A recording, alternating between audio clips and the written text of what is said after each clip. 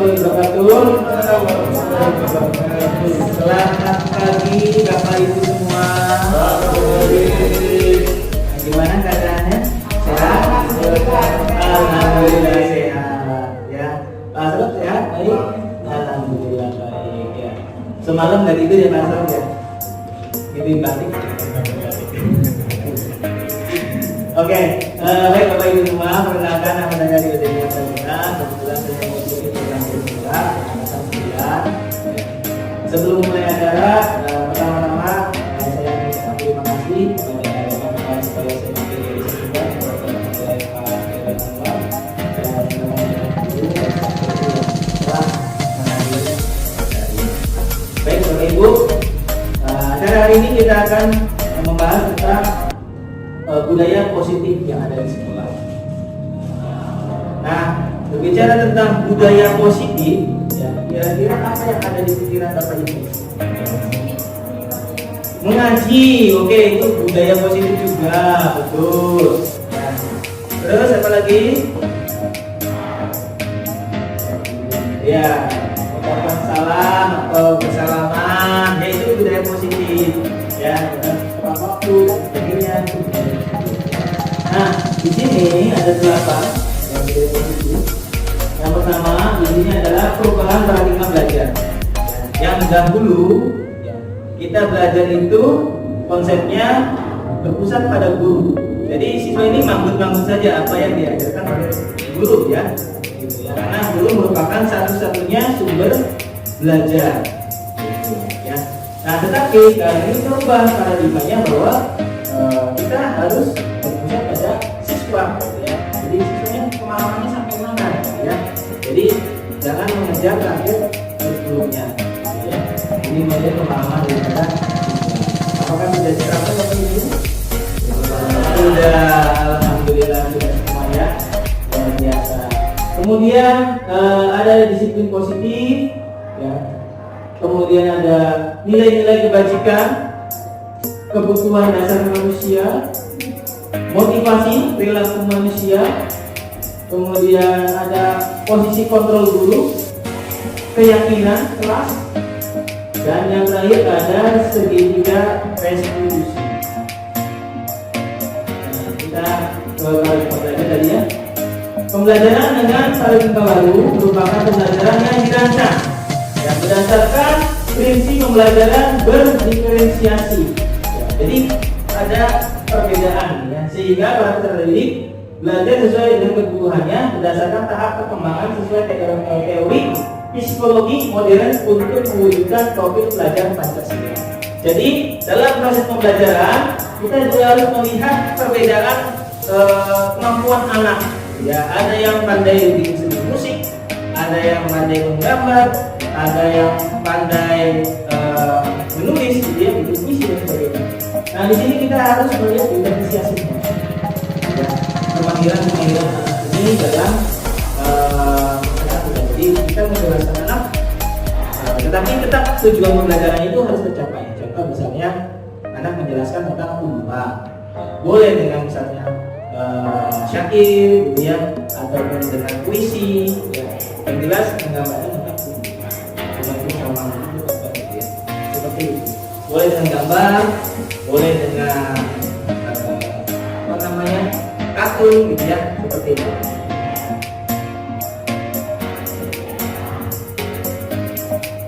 Kemudian ini profil pelajar Pancasila, ya, ada 6 dimensi profil pelajar Pancasila, Bapak Ibu. Yang pertama pasti beriman, ya, bertakwa kepada Tuhan Yang Maha Esa. Ya. Kemudian ada berkebinekaan global, artinya ini karena kita tinggal di Indonesia, ya, bermacam-macam budaya, ya, kebiasaan, ya, maka di sini profil pelajar Pancasila anak-anak harus tahu gitu ya tentang kebudayaan yang mereka miliki, ya, kebudayaan global. Kemudian bergotong royong, ya, jadi diharapkan para siswa ini ya mampu untuk saling membantu, ya, bergotong royong, kemudian kreatif, ya, di mana zaman ini memang zaman yang boleh katakan siswa bisa mengekspresikan dirinya, ya, dengan berbagai cara, gitu ya. Bernalar kritis artinya siswa punya kemampuan berpikir kritis. Ya, dan yang terakhir siswa mandiri ya dalam mengerjakan tugas. Nah, di sini ada miskonsepsi tentang teori kontrol. Ya, ada kesalahpahaman di sini. Ya. Yang pertama adalah ilusi guru mengontrol murid. Ya. Jadi kadang-kadang kita misalnya menyuruh anak A, B, C, D, E. Seolah-olah anak sudah itu berhasil, seolah-olah itu adalah hasil daripada kita. Dan padahal itu anak sudah punya bakat tersendiri. Gitu ya. Seolah-olah nurut jadi seperti kertas kosong. Ya, padahal anak itu sudah punya kreativitas atau punya bakat-bakat yang mereka miliki, kita hanya sekedar menebalkan. Gitu ya. Jadi siswa itu tidak serta-merta disuruh langsung jalan. Ya, tidak. Ya. Seperti itu. Jadi ini seperti setir ya. Mau belok kanan belok, ke kiri belok. Ya. Padahal ya mereka juga punya pemikiran sendiri, punya bakat sendiri. Ya. Kemudian ilusi bahwa semua penguatan positif efektif ya dan bermanfaat. Ya. Misalnya dikasih reward ya supaya anak ini rajin atau apa ya. Ini hanya menimbulkan mengatakan motivasi dari luar, tidak dari dalam dirinya saja. Ya, kalau nggak dikasih reward ya mereka masuk lagi. Ya, karena tadi ya, motivasinya tidak datang dari dalam diri mereka. Jadi ini bersifat pergerakan. Ilusi bahwa kritis dan membuat rasa bersalah mampu menguatkan karakter. Misalnya anak ini dimarahi, ya, nah ini ya membuat rasa bersalah, gitu ya. Nah ini nanti anak-anak juga hanya sementara, ya. Selesai dimarahi ya mereka masih lagi, gitu ya. Kemudian ilusi bahwa orang dewasa berhak memaksa. Ya, jadi kita sebagai guru misalnya memaksakan anak harus ini yang itu artinya yang diskusi tentang teori kontrol. Nah, kita mengubah cara bermain stimulus respon ke pendekatan teori kontrol. Nah, di sini stimulus respon realitas atau kebutuhan kita ini sama ya di pikiran kita ya. Tapi dalam teori kontrol ini kebutuhan orang itu pasti beda gitu ya, tidak mungkin sama. Semua orang melihat hal yang sama ya. Selama ini kan kita melihat bahwa misalnya anak ini terlambat sudah pasti salah ya. Jadi di sini semua orang melihat hal yang sama. Nah, ini kita ubah. Setiap orang memiliki gambaran yang berbeda-beda. Kita kan yang terlambatnya bagaimana ya. Jadi kita juga harus melihat gambaran orang ya. Setiap orang punya gambaran yang berbeda-beda. Kemudian kita mencoba mengubah orang agar berpandangan sama dengan kita. Ini juga tidak bisa juga ya, karena kita harus memahami pandangan orang lain juga ya. Kemudian perilaku buruk dilihat sebagai suatu kesalahan. Tadi datang terlambat, yang itu adalah perilaku buruk ya. Nah, semua perilaku itu pasti ada tujuan. Ya, dulu ya, kita ngapain dulu ya. Jadi dia datang terlambat. Orang lain bisa mengontrol saya. Ya, hanya Anda yang bisa mengontrol diri Anda. Saya bisa mengontrol orang lain. Nah, dari kontrolnya Anda tidak bisa mengontrol orang lain. Pemaksaan ada dari saat tujuan gagal. Kolaborasi dan konsensus diciptakan tidak benar. Jadi harus berkolaborasi, harus membuat konsensus atau pemahaman bersama, keyakinan bersama.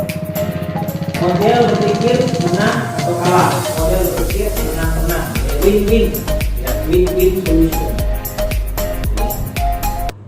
Nah, disiplin positif ini berasal dari bahasa Latin itu dina, yang artinya belajar, ya. Jadi disiplin itu belajar, gitu ya. Disiplin mengacu pada disiplin diri yang memiliki tanggung jawab terhadap apa yang dilakukannya berdasarkan nilai-nilai yang diyakini. Ya, jadi yang namanya disiplin itu bukan peraturan ya, tapi belajar bangun pagi, ya,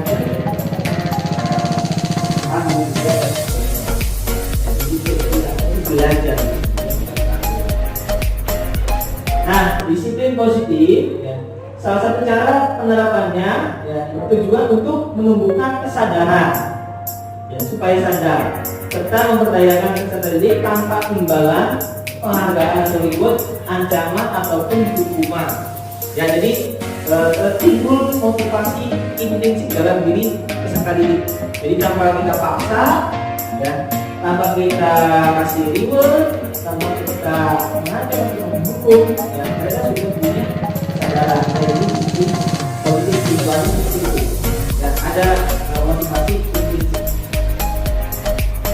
Kemudian tugas pendidik di sini, ya, kita sebagai guru ataupun staf TU, ya, sebagai pendidik tujuan kita adalah menciptakan peserta didik yang memiliki disiplin diri, sehingga mereka berperilaku mengacu pada nilai-nilai kebajikan universal dan memiliki motivasi intrinsik dalam perubahan perilaku ke arah yang lebih baik. Jadi di sini ada nilai-nilai kebajikan universal, itu artinya nilai-nilai kebaikan yang tidak terpaku pada suku, ras atau agama. Ya, jadi dianggap sama ya, nilai-nilai kebajikan, nilai-nilai baik ya, dan diakui oleh seluruh universal. Ya. Kemudian timbul motivasi dalam diri, motivasi intrinsik. Ya. Nah, nilai-nilai kebajikan kita bahas tentang ini, nilai-nilai kebajikannya. Nilai-nilai kebajikan adalah nilai-nilai yang disepakati bersama. Tadi ya, tidak terpaku pada suku, ras, ya, agama, ya, ataupun yang lain-lainnya, daerah, gitu ya, dan sebagainya. Jadi terlepas dari suku, bangsa, agama maupun bahasa. Nilai-nilai kebajikan adalah sifat-sifat positif ya, manusia yang merupakan tujuan mulia yang ingin dicapai setiap individu, Bapak Ibu. Ya, jadi untuk nilai-nilai kebajikan ya, sifat universal ini lepas daripada suku, agama maupun latar belakang ya, ataupun bahasa. Nah, ini contoh-contoh nilai kebajikan organisasi ya. Dan tadi seperti yang dibahas di awal itu ada profil pelajar Pancasila ya, di mana nilai kebajikannya adalah beriman, bertakwa, ya, punya akhlak mulia, itu profil pelajar Pancasila dan contoh nilai kebajikannya. Berkebinekaan global, gotong royong, kreatif, bernalar kritis, dan mandiri. Kemudian ada lagi nilai-nilai kebajikan dari organisasi Ibo Primary Years Program atau PYP. Ya, toleransi ya, rasa hormat, integritas, mandiri, menghargai, antusias, percaya diri, dan sebagainya. Kemudian ada lagi nilai kebajikan dalam keterampilan atau life skill. Yang pertama ini adanya dapat dipercaya. Dan ini memang nilai-nilai kebajikan yang akan membawa hidup kita menjadi lebih baiknya, dapat dipercaya, tidak merendahkan orang lain, dan memberikan yang terbaik dari diri kita sendiri. Gitu ya. Itu merupakan life skill. Nah, kita lanjut ke kebutuhan dasar manusia. Apa sih kebutuhan dasarnya? Gitu ya. Kebutuhan dasar manusia adalah segala sesuatu yang kita lakukan untuk mendapatkan apa yang kita inginkan. Dan seluruh tindakan yang kita lakukan memiliki tujuan tertentu, dan semua usaha terbaik yang kita lakukan adalah dalam rangka agar kebutuhan dasar kita terpenuhi dengan baik, Bapak Ibu. Jadi ini ya kebutuhan dasar manusia. Jadi apa yang kita inginkan, ya kita lakukan untuk mendapatkan apa yang kita inginkan. Ya. Kemudian tindakan itu memiliki tujuan tertentu, semua usaha terbaik yang kita lakukan supaya terpenuhi semua kebutuhan-kebutuhan yang kita inginkan.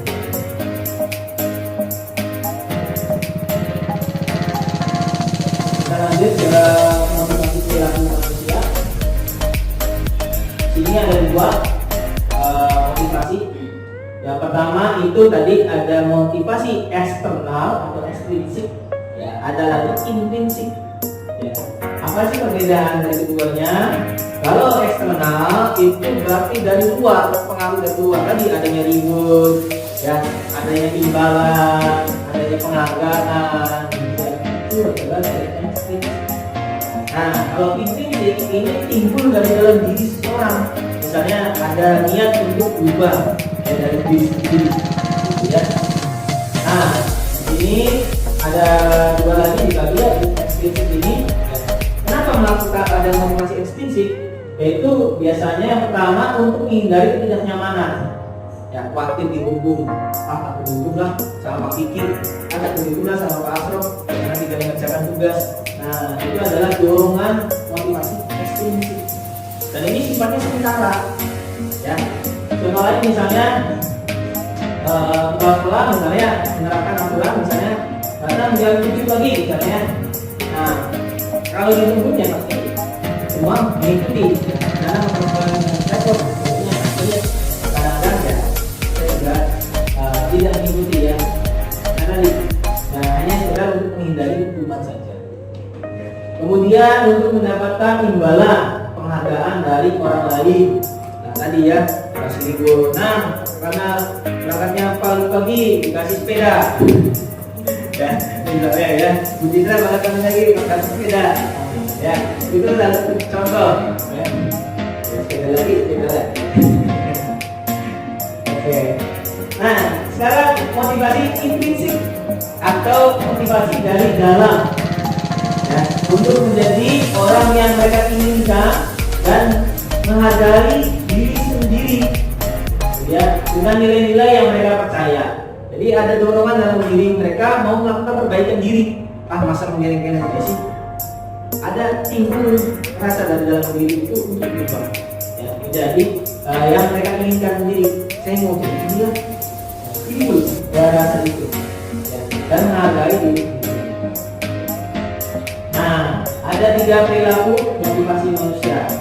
Yang pertama adalah hukuman. Ada lagi konsekuensi. Ada lagi namanya restitusi. Ya, jadi ada 3 motivasi perilaku manusia yang mempengaruhi perilaku manusia.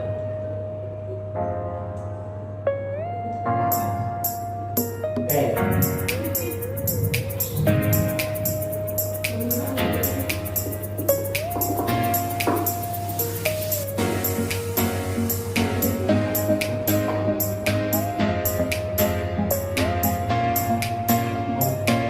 Oke, kita lanjut ya. Ada lagi posisi kontrol guru. Ya, 5 posisi kontrol guru.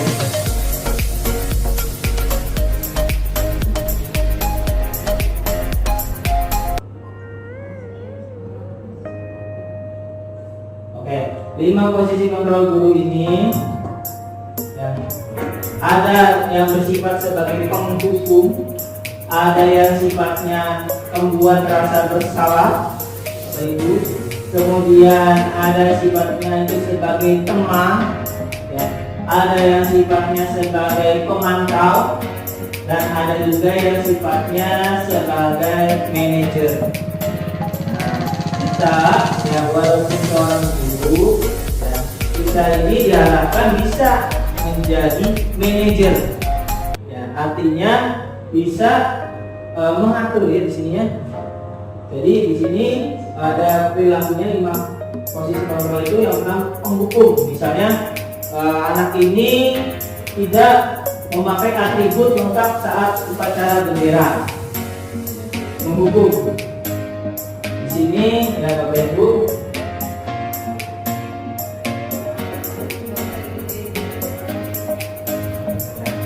Di sini Bapak Ibu misalnya menghukum anak yang tidak memakai atribut lengkap. Misalnya di sini hormat pada bendera selama 1 jam ya, pelajaran misalnya ya. Tuh, ini menghukum ya, karena anak-anak tidak memakai atribut lengkap ya. Posisi menghukum ini bukannya jelek ya, bukan ya, tapi bisa dipakai sewaktu-waktu saja. Jadi dalam hal ini menghukum ya. ya. Itu waktu saja menggunakan posisi menghukum ya. Kemudian misalnya membuat rasa bersalah.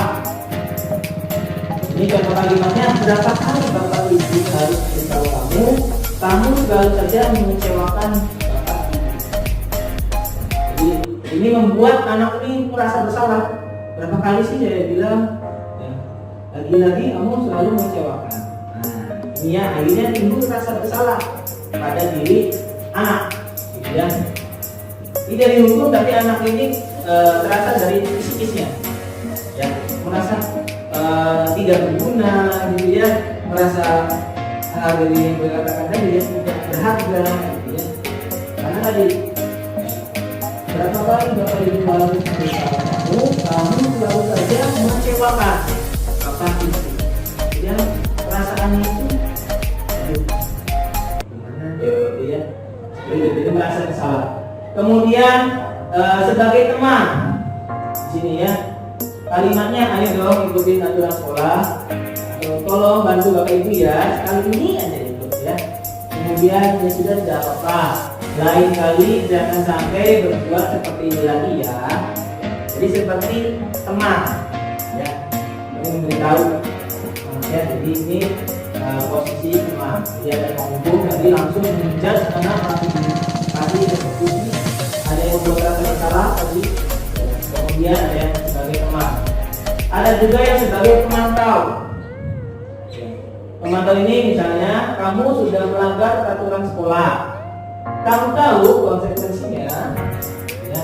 Setelah upacara kamu beli atributnya ke koperasi dan jangan diulangi lagi. Nah, ini adalah pemantau. Jadi dia ini mengikuti tata tertib sekolah. Ya, tapi tidak menghukum anak yang ini diberitahukan gitu ya kesalahannya dan dikasih pemahaman ya. Nah, ada lagi manajer. Nah, sebenarnya dengan memantau, kalau di manajer ini sifatnya adalah menanya dulu alasan anak itu. Apakah kamu tidak tahu kesalahanmu? Tanyakan dulu anak ini ya, karena anak nggak tahu kesalahannya apa. Ya, masih pelanggan ngomong gitu, salahnya apa sih gitu ya. Nah, jadi kita tanyakan dulu, ya, kamu tahu nggak salahnya apa? Ya. Terus kira-kira bagaimana kamu memperbaiki kesalahanmu? Cara anak bilang, maaf saya lupa begini. Nah, gimana cara memperbaikinya? Ya. Ini, ya, jadi posisinya sebagai manajer, menanyakan alasannya, ya, apa kesalahannya dan bagaimana cara memberikan solusinya. Perbaikannya bagaimana? Seperti itu ya, Bapak Ibu. Nah, itu 5 posisi kontrol guru ya. Baik. Nah, ini ada soal-soal sedikit ya Bapak Ibu ya tentang posisi kontrol guru. Ini ada kalimat, saya kecewa sekali dengan kamu. Kira-kira masuk ke posisi kontrol yang mana? Pemhukum, membuat merasa bersalah, atau teman, pemantau, atau manajer? Itu membuat rasa bersalah. Pak Kadi sama membuat rasa bersalah. Pak Asro sama. Ibu Ira sama membuat rasa bersalah. Bu Citra membuat rasa bersalah. Pak Didi apa Pak Didi? Ya. Saya kecewa sekali dengan kamu. Oh, balik lagi boleh. Yang mana? Penghukum, membuat rasa bersalah, atau sebagai teman, atau pemantau, atau manajer?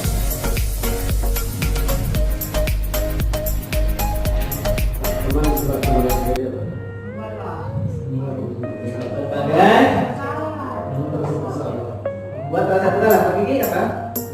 Teman?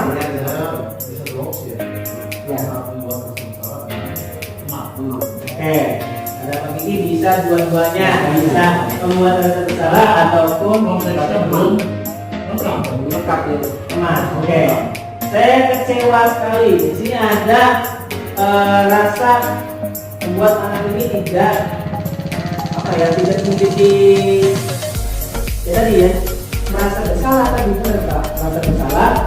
Nah, Kan? Jawabannya adalah membuat rasa bersalah. Jadi merasa tidak berharga. Ya. Jadi dengan kalimat tadi, saya kecewa sama kamu. Ya seolah-olah nanti jadi terserang psikisnya. Gitu. Ya, psikisnya terserang. Jadi jadi merasa bersalah, tidak berharga, ya, kurang bisa hidup, katanya ya seperti itu ya. Jadi dengan kalimat saya kecewa sekali dengan kamu ini sudah menyerang ya. Akhirnya membuat rasa bersalah. Oke, baik. Kita coba yang kedua. Kamu tidak pernah benar melakukannya. Kamu tidak pernah benar melakukannya. Kira-kira apakah jawabannya? Kamu tidak pernah benar melakukannya. Kamu tidak pernah benar melakukannya. Apakah sebagai penghukum, atau sebagai pembuat rasa bersalah, atau sebagai teman, atau pemantau, atau manajer? Pemantau. Juga memantau. Bila kamu tidak benar-benar melakukannya. Bila manajer. Terus manajer. Oke, Bu Rosa memantau. Oke, wah ini baru sekali ya. Ini ke memantau. Pak Kadi memantau. Pak Sro bisa memantau, bisa memantau. Bisa manajer, Pak Kiki teman dan pemantau. Oke, kita lihat ya jawabannya. Ya. Kamu tidak pernah benar melakukannya. Oke, ya. Jawabannya adalah sebagai penghukum. Ya, karena tadi langsung menjudge. Ya, kalau manajer menanyakan dulu, tahu kan kesalahanmu, gitu ya. Tapi di sini langsung, ya kamu tidak pernah benar. Gitu ya, ini adalah hukum hujat, ya, atau hujat, ya, kamu tidak pernah benar melakukannya, ya, gitu. Nah, ayolah lakukan demi Bapak Ibu ya. Nah, kira-kira ini apa ini Bapak Ibu? Teman, Citra, Bu Citra, teman, Bu Citra, teman dulu, teman juga, ini teman juga, apa? Nah ini teman semua ya, ini kan ada yang lain teman, Pak Gadi sepakat teman semua, teman semua, Pak ya, teman juga, oke, baik kita lihat ya Bapak Ibu, ayolah lakukan demi Bapak Ibu ya, jawabannya adalah teman. Oke, kita lihat pertanyaan selanjutnya, apa rencanamu untuk menyelesaikan masalah ini? Apa rencanamu untuk menyelesaikan masalah ini? Kira-kira Bapak Ibu, apakah masuk ke posisi penghukum atau pembuat rasa bersalah, teman, pemantau, atau manajer? Manajer, Pak Kiki manajer, Pak Asro manajer, Tambah manajer, Pak Kadi manajer, Ibu Mika memantau, ini beda sendiri, memantau, oke. Tidak ada ya, Bu Rosa, manajer, Bu Neni, manajer, Burus, manajer, Bu Rita, manajer, Bu teman. Citra sendiri ya, Citra teman. Oke, baik. Berarti yang berbeda Ibu Citra teman sama Ibu Mika pemantau ya, yang lainnya manajer ya. Oke, baik, kita lihat dari pertanyaan tadi, ya, apa rencanamu untuk menyelesaikan masalah ini? Jawabannya adalah manajer. Ya, karena tadi ada rencanamu. Ya, ini pertanyaannya kan tadi ya. Kemudian untuk perbaikan. Kamu tidak pernah mendapat nilai jika tidak mengerjakan tugas. Kamu tidak pernah mendapat nilai jika tidak mengerjakan tugas. Ayo, Bapak Ibu, kira-kira apa? Penghukum terus, oke. Kamu tidak pernah mendapat nilai jika tidak mengerjakan tugas. Pemantau, penghukum juga, oke. Terus Ibu ini apa? Pemantau atau penghukum atau yang lain? Penghukum. Oke. Bu Rosa? Pemantau. Bu Mika? Kamu tidak pernah mendapat nilai jika tidak mengerjakan tugas. Pemantau. Oke, Kak Adi? Penghukum. Penghukum. Waduh. Nah, penghukum. Pak Asro? Ada pemantau, ada penghukum. Atau mungkin teman? Atau manajer? Atau manajer? Pemantau. Oke. Pak Diki, kira-kira apa Pak Diki? Pemantau. Ada juga. Kalau kira-kira apa? Oke baik. Ya, Bapak Ibu kita lihat kira-kira dari kalimat ini kamu tidak pernah mendapat nilai jika tidak mengerjakan tugas. Ini masuk kategori pelanggaran. Karena tadi dia menerapkan aturan sekolah, gitu ya. Tapi tidak untuk ya, namun tidak pernah mendapat nilai. Ya, aturannya itu kalau tidak mengerjakan tugas ya tidak dapat nilai, ya. Bukan menghukum anak, ya. Oke. Baik, Bapak Ibu kita lanjutkan kembali. Dan, nah, sekarang kita membahas tentang keyakinan kelas. Kenapa sih keyakinan kelas bukan peraturan kelas? Ada yang tahu barangkali Bapak Ibu bedanya keyakinan dengan peraturan? Apa bedanya? Keyakinan agama. Agama kelas kamu. Ada yang lain Bapak Ibu barangkali ya keyakinan di sini bukan agama ya Bapak Ibu ya. Jadi perbedaannya kalau peraturan itu biasanya bisa dibuat oleh guru peraturan. Ya, peraturan adalah yang biasanya sudah dibentuk oleh guru. Ya. Nah, tapi keyakinan kelas ini biasanya ada kesepakatan bersama siswa.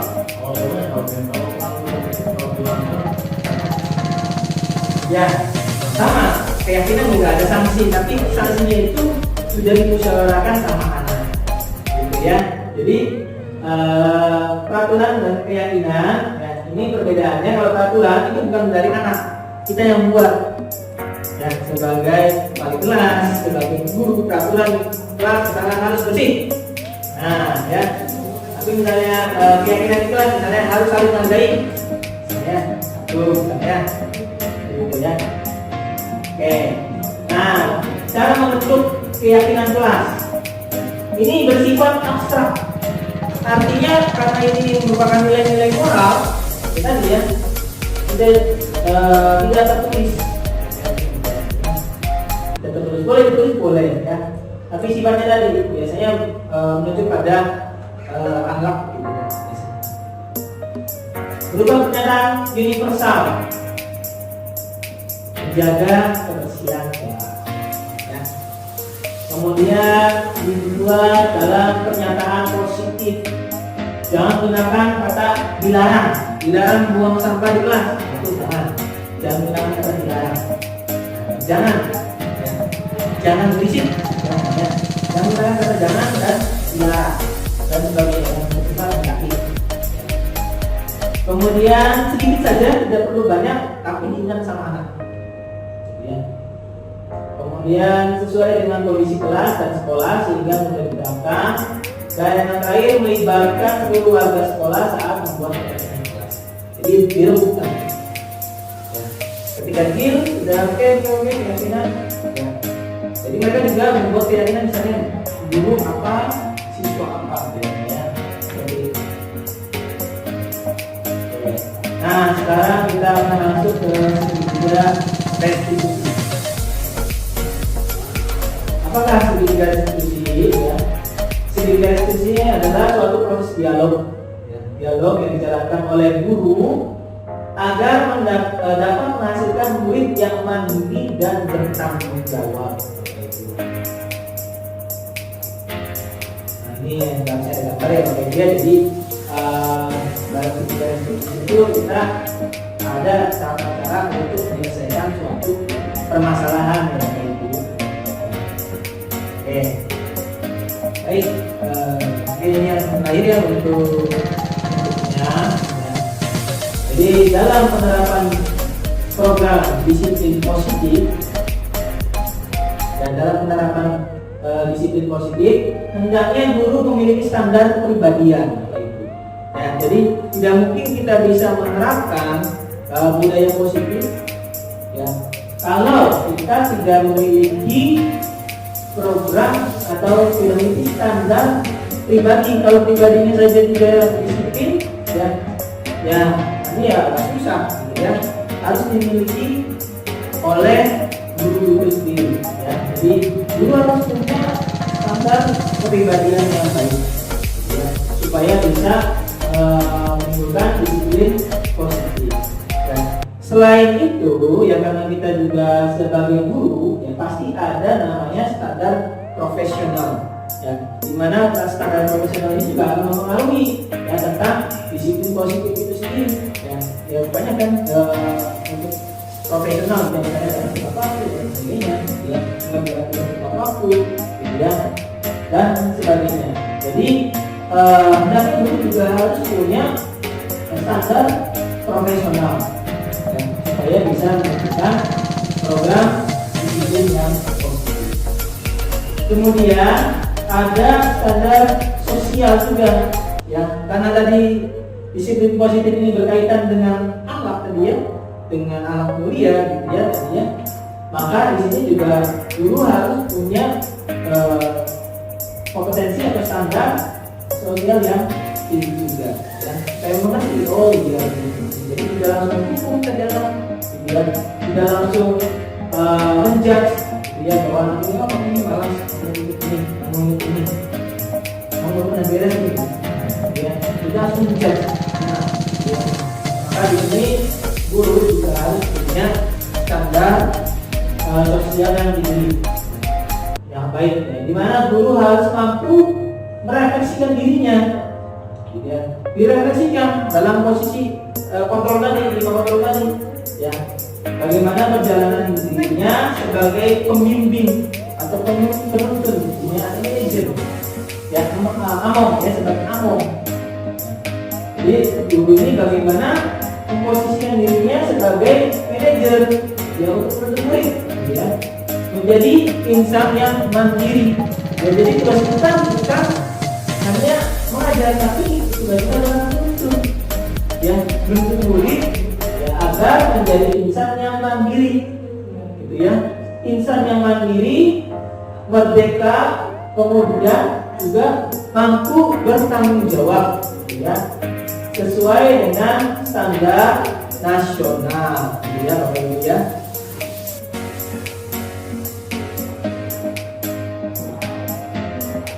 Jadi Bapak Ibu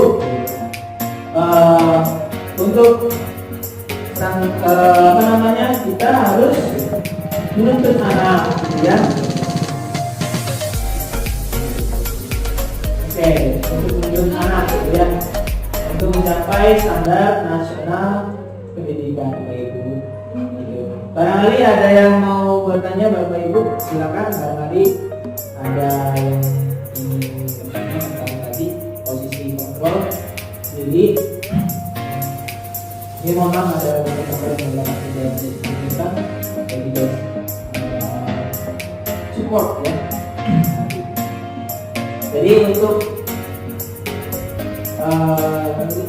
posisi 5 posisi kontrol dulu ada sebagai untuk membuat rasa bersalah tadi, teman, kemudian pemantau, dan juga manajer. Nah, semuanya sebenarnya baik ya.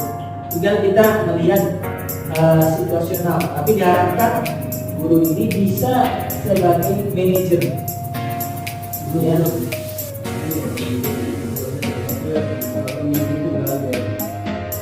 Iya betul ya, menuntut itu bukan menggandeng ya.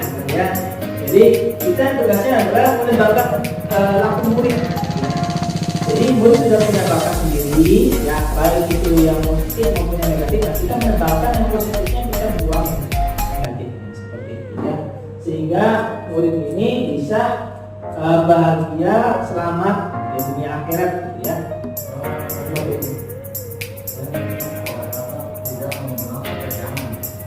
Oh, oke. Di itu ya. Yang nah, oh, ini kira-kira ya.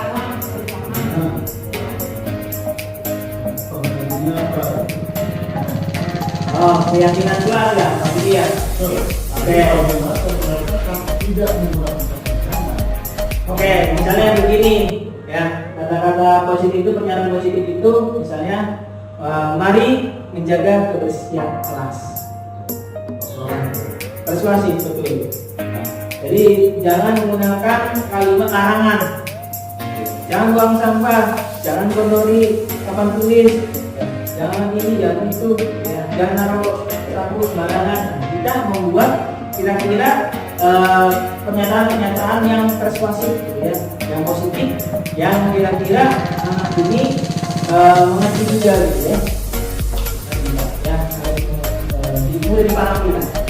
Yang mudah dipahami, mudah diingat.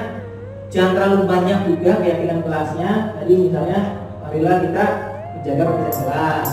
Ya, ada yang biasanya itu bagaimana ruangan oh itu kan kalimat perintah ya. Buanglah sampah pada tempatnya. Ya, nah, bisa, boleh. Ya, yang penting kalimatnya itu positif atau mari menjaga kebersihan kelas. Setiap anak misalnya harus kalian mengajari kenapa mengajari.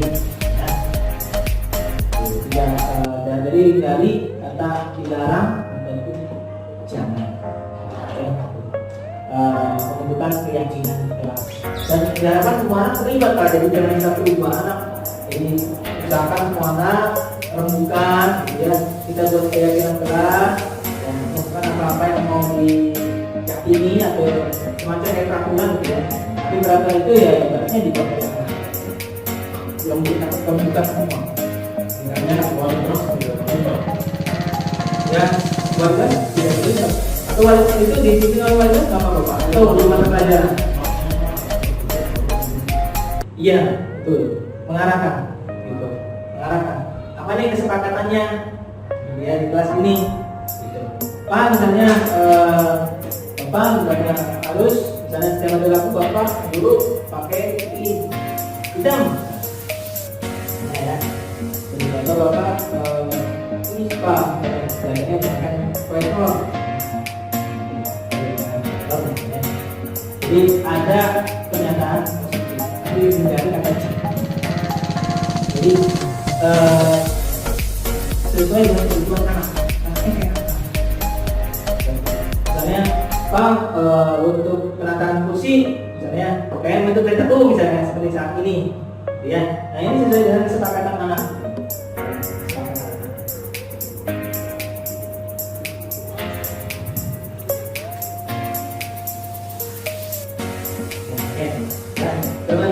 Seperti itu Pak Kiki.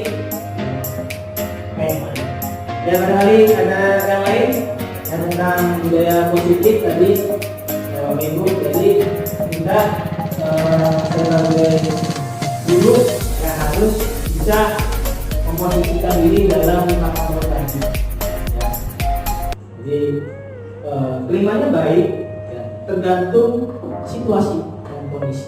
Tapi diharapkan kita ya harus sebagai manajer ya, sudah tidak main lagi misalnya hukuman fisik ya, misalnya suruh muter lapangan basket 20 kali. Nah ini sudah tidak berlaku lagi ya Bapak Ibu. Jadi itu bagi posisinya sebagai pemimpin. Kita dengan gambaran dulu karena kemudian apa kesalahannya, terus bagaimana mudah memperbaikinya supaya tidak mulai sekarang itu kita ngobrol lagi ya. Pengennya apa sih gitu ya. Kalau pengen ini yuk kita buat keyakinan kelas ya. Artinya kalau sudah untuk keyakinan berarti mereka sudah tahu gitu ya konsekuensinya gitu ya seperti apa, karena kalau melanggar ya seperti ini gitu, karena itu yang mereka buat sendiri kan gitu.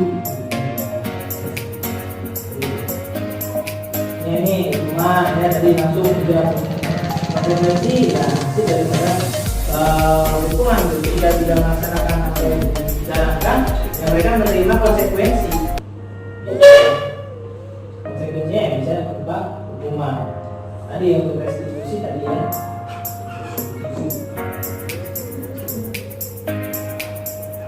Restitusi tadi ya.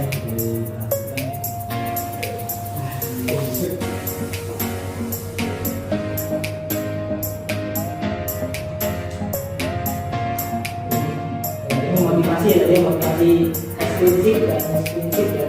Jadi dari dalam mereka ada niatan mengubah. Kalau ekstrinsik itu biasanya mereka hanya ingin menghindari hukuman. Ya, kan berada di kuning Pak Kadi, ada sama Bumi ke, ya ada Ibu sama Ibu Citra, ya. Itu hanya ibaratnya motivasi ekstrinsik. Ya. Sementara saja ketika guru yang bersangkutan sudah tidak mencermati, ya hanya dari luar, bukan dari keinginan mereka sendiri. Nah, jadi kita berharap ya, dalam seminar ini siswa bisa menimbulkan motivasi intrinsiknya, bisa timbul rasa ingin dihargai, menghargai diri sendiri, ya. Kemudian mereka punya tujuan, pengen jadi apa. Gitu. Ini juga jadi memang berat sekali ya tugas guru, selain mengajar juga harus menuntun murid.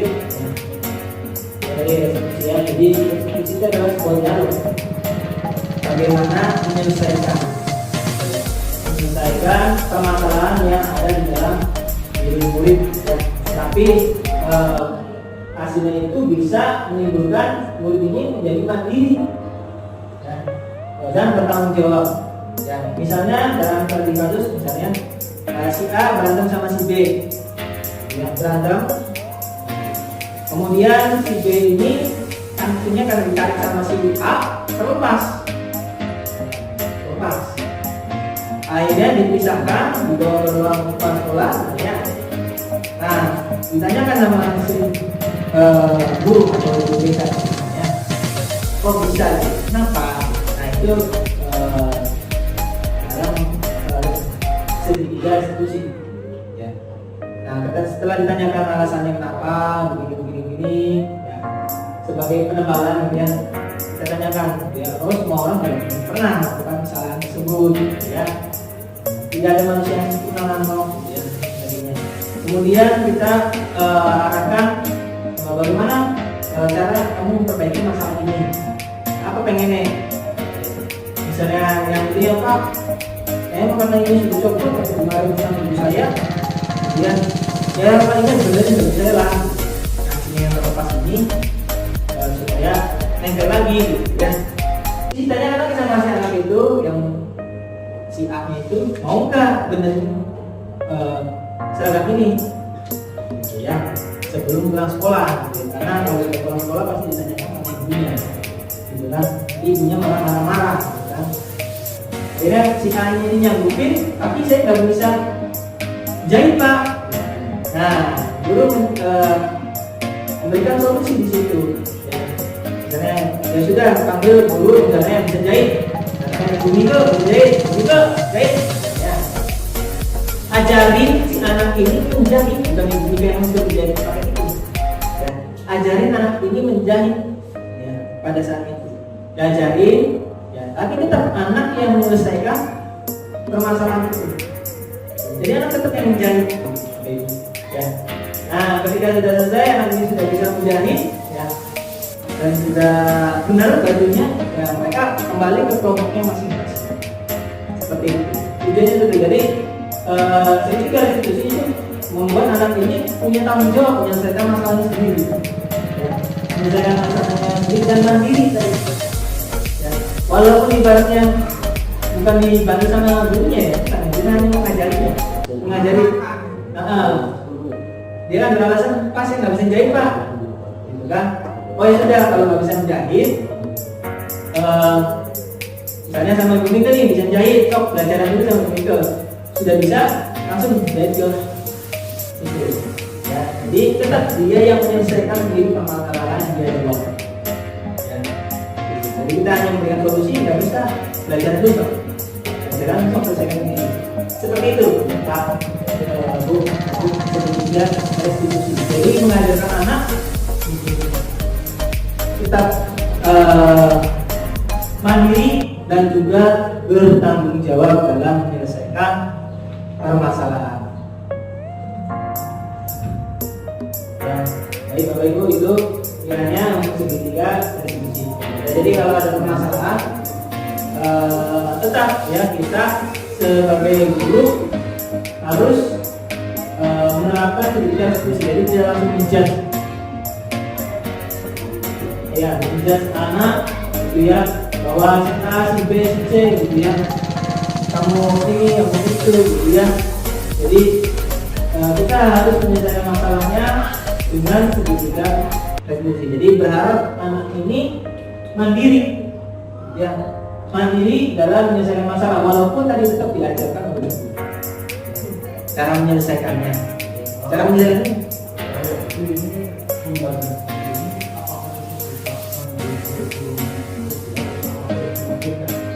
oke.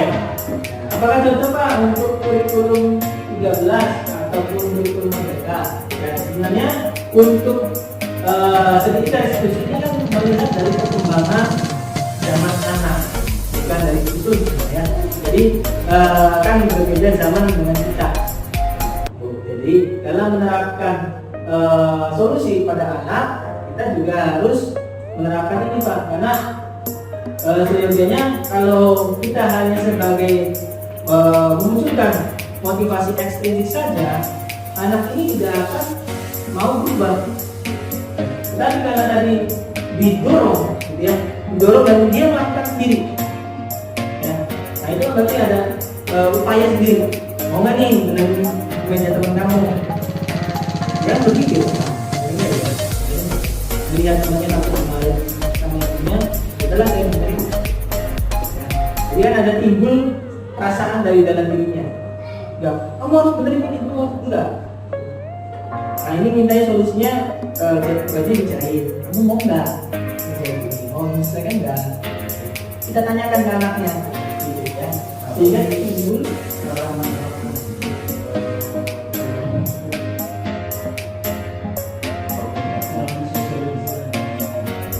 oke, bagaimana sih Pak cara mensosialisasikan ke anak? Ya, sebenarnya ini diterapkan sama gurunya dulu, kalau dari guru, gitu kan? Karena di sini yang berperan adalah guru dari 5 posisi kontrol. Itu ada yang sebagai penghukum, ada yang sebagai teman, gitu ya, ada yang memantau, ada yang manajer. Jadi ini tergantung posisi gurunya. Nah di sini diharapkan posisi guru sebagai manajer. Ini harapannya Pak. Ya, tadi kita tanyakan dulu apa kesalahan kamu, tahu nggak apa. Jadi tidak harus menjadi kamu salah ini bisa. Tidak.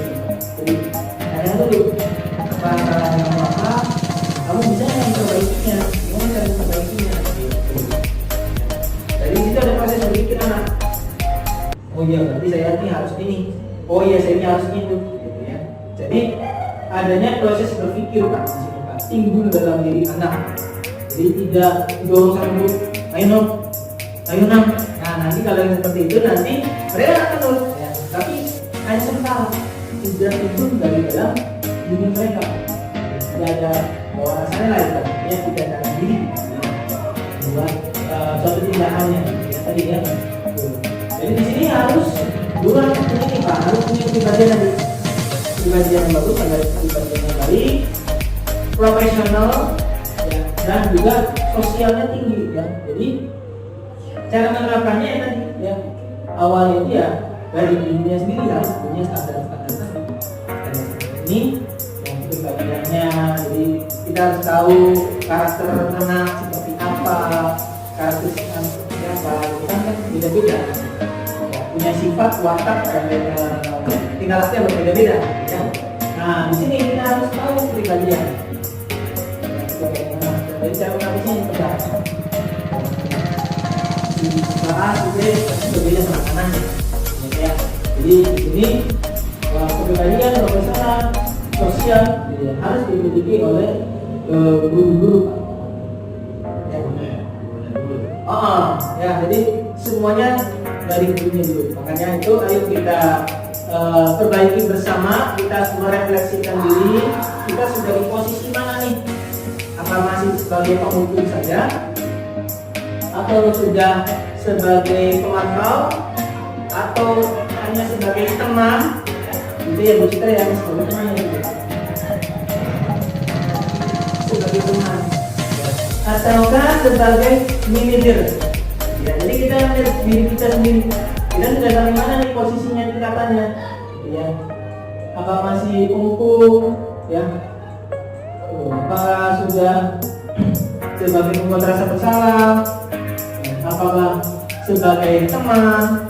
Ya, saya kecewa sekali sama diri sebagai membuat rasa bersalah. Ya, yang timbul apa? Ya, anak jadinya merasa dirinya tidak berharga. Kalau tidak berharga, tidak dicintai, disayangi, ya. Akhirnya anak itu malah makin jadi karena membuat rasa bersalah. Kemudian teman tadi ya, ini teman. Ayo dong, ikut sekali adalah dari bapak, tidak seperti itu. Oke, baik, terima kasih Bapak Ibu atas waktunya. Ya, ada yang mau bertanya lagi kali? Ada? Bapak Ibu? Sudah cukup? Oke, baik, Bapak Ibu, terima kasih atas waktunya. Mohon maaf bila ada salah kata. Wassalamualaikum warahmatullahi wabarakatuh. Terima kasih Bapak Ibu. Berikut pengalaman dan pembelajaran yang saya dapat setelah menerapkan konsep-konsep kunci budaya positif.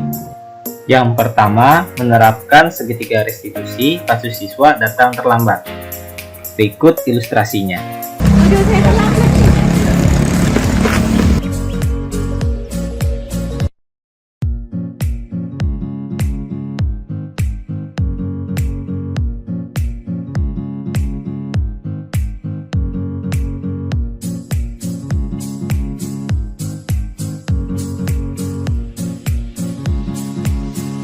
Cintani, sini.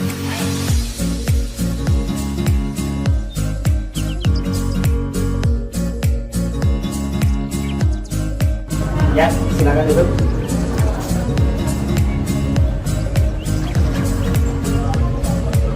Maaf Pak, saya terlambat. Sekolah itu masuknya pukul 7. Nah, sekarang itu sudah pukul 7.30. Bagaimana Cintani? Maaf Pak, semalam saya asik bermain HP sehingga tidur larut malam. Apakah datang terlambat itu merupakan kesalahan? Iya Pak. Baik Cintani, setiap orang itu pernah melakukan kesalahan. Yang terpenting, kita belajar dari kesalahan dan berusaha untuk memperbaikinya. Setuju? Setuju Pak. Baik, kita cari solusinya bersama ya. Cintani, datang terlambat itu pasti ada alasan. Nah, Bapak ingin tahu apa sih alasan Cintani datang terlambat? Karena saya sering begadang sambil main HP, jadi saya kurang tidur Pak. Jadi, apakah Cintani tahu keyakinan kelas apa yang telah kita sepakati? Takut Pak. Nah, menurut Cintani, terlambat ke sekolah itu sudah sesuai dengan keyakinan kelas kita belum? Tidak Pak. Nah, menurut Cintani, keyakinan kelas yang mana yang perlu Cintani tingkatkan? Menghargai diri sendiri dan orang lain. Ya, Bapak juga setuju. Apakah Cintani meyakini prinsip saling menghormati tersebut? Iya Pak, saya meyakininya. Apakah Cintani bersedia memperbaiki keterlambatan ini? Iya Pak. Lalu, bagaimana Cintani akan memperbaiki masalah ini? Saya tidak akan bermain HP sampai larut malam lagi dan akan tidur lebih awal agar tidak terlambat lagi. Baik, misalnya Cintani terlalu asyik bermain HP hingga larut malam. Adakah orang lain yang mengingatkan Cintani waktu tidur lebih awal? Ada Pak, kakak saya, Novi, dan ibu saya. Baik, jadi yang mengingatkan Cintani agar tidak bermain HP hingga larut malam adalah ibu dan kakak Novi ya. Iya Pak. Baik, jadi Cintani akan diingatkan oleh kakak dan ibu ya, supaya tidak datang terlambat lagi. Apakah ada hal lain yang bisa membuat Cintani tidak datang terlambat lagi? Tidak ada Pak. Baik, terima kasih atas kebersamaannya. Sekarang Cintani kembali kelas untuk belajar ya.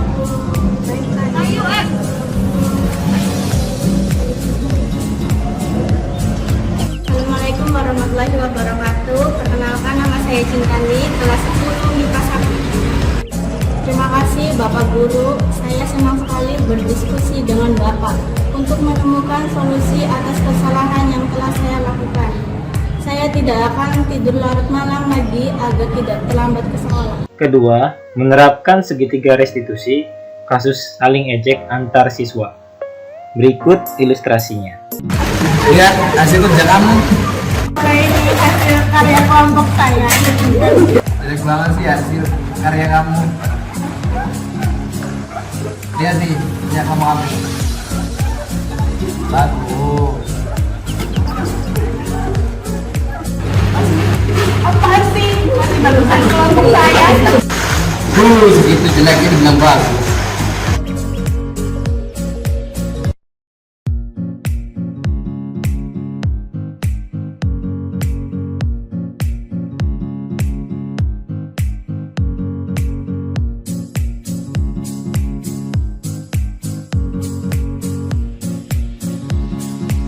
Mas kenapa?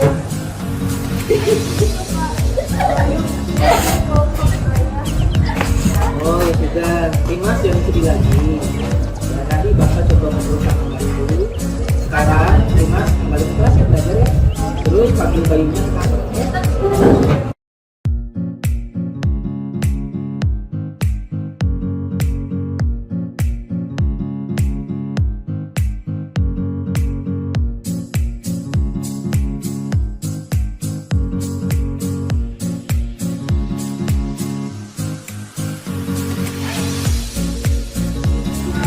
Bayu, Bapak ingin bertanya, apakah Bayu tahu apa yang terjadi sama Dimas? Tahu Pak. Coba Bayu ceritakan ke Bapak kejadiannya sebenarnya. Ketika kelompok saya dan Dimas sedang mengerjakan tugas kelompok, saya ingin melihat hasil karyanya Dimas. Lalu setelah saya melihat hasil karyanya Dimas, lebih jelek daripada hasil karyanya saya, Pak.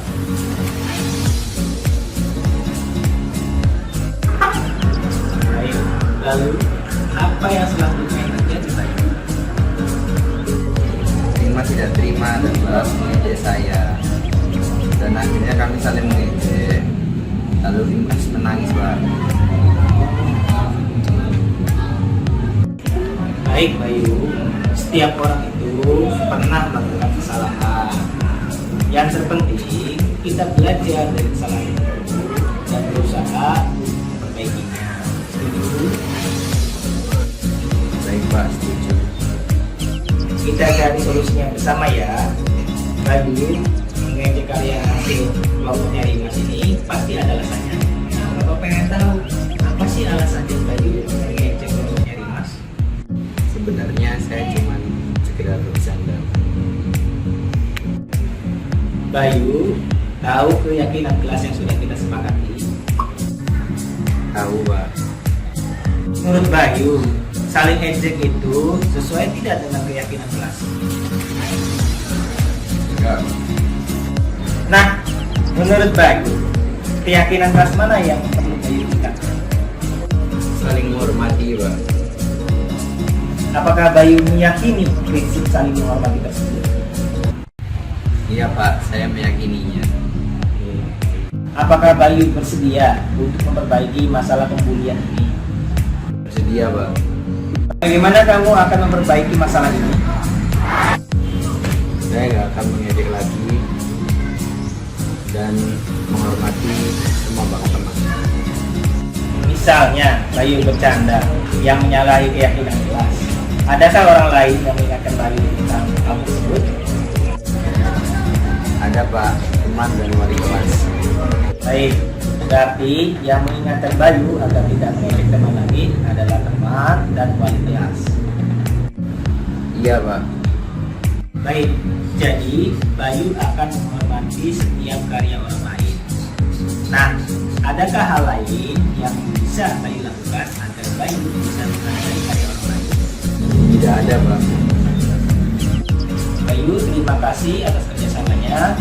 Kau berharap Bayu dapat berteman kembali sama Dimas dan bisa kembali. Sekarang Bayu silakan kembali ke kelas ya. Baik Pak, terima kasih.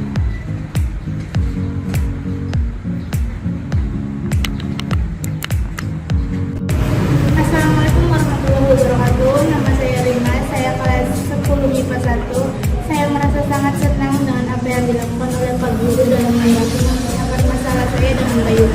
Saya bersyukur saya dan Bayu dapat diberikan solusi dan dapat berteman kembali.